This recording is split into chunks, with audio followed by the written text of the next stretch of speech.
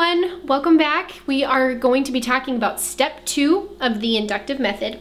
If you haven't watched the first video where we go through the first step, you'll find a link down here to watch that one. And now we're going to start talking about interpretation. So interpretation is a really fun step, but there's one important thing that we have to remember as we go through this step. As we study the Bible, it's very easy to read a verse and jump to asking what it means to us. So when I grew up reading Jeremiah 29:11, I would read it and then I would automatically jump to, wow, that means that I will have plans that will prosper and God is going to bless me. It's important that we focus on who the original people were that this book was written to. So with this step, we want to remember that it's not about me. With this step, what we want to do is put ourselves in the shoes of the original readers, the people who would have received this letter or book, what they would be thinking when they read it or how they would feel when these words were told to them. So for good interpretation, we need to understand the historical context or the background of the book or the passage that we're studying. I really love this step because it gives you a chance to do some research about what you are studying.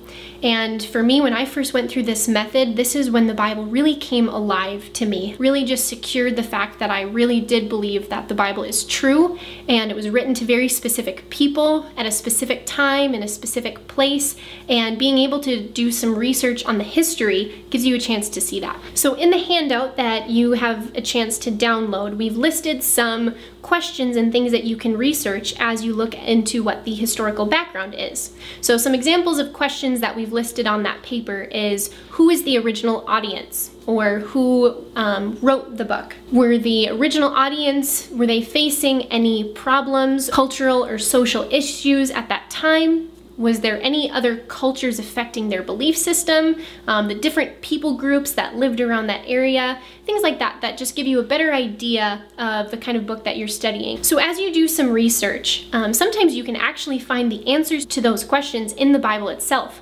The Bible is very good at giving history and information about itself, but you can also use outside resources like dictionaries or things like that that will give you a better idea of what's going on. As an example of how we can find that information in the Bible itself, I'm going to read you Jeremiah 29 verse 1. When we talk about a question like who is the author, verse 1 gives us the answer for that question. These are the words of the letter that Jeremiah the prophet sent from Jerusalem to the surviving elders of the exiles and to the priests, the prophets, and all the people whom Nebuchadnezzar had taken into exile from Jerusalem to Babylon. So in just that first verse, we see that these were words written by Jeremiah, written to the elders, exiles, priests, all the people who had survived during that time in exile.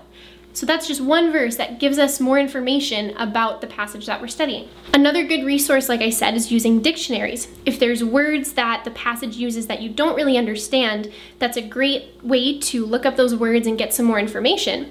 So for example, if you don't know what exile means and you look that up, you can read that it's actually about taking a people away from their homeland or their native country. And so that's what happened to the people during this time period. So now that we have an idea of the history of the book that we're studying, we can ask the question, why? We can look at the observations we made, like places, people, time elements, and we can ask why. Why are these things important? Why are these words repeated? Why would this be significant to the people at that time? So when we're able to ask why, that's like the bridge from observation to interpretation. You also have a list of these examples written in the handout so that you can follow along. In Jeremiah 11, verse 11, like we were talking about, God makes a promise to prosper the plans that we make and give us a future and a hope. That's a really good one to study into. And who is he promising a future and a hope to? One thing we want to find out is who the original author of the book was. So I'll use this picture to kind of use as a visual to show author.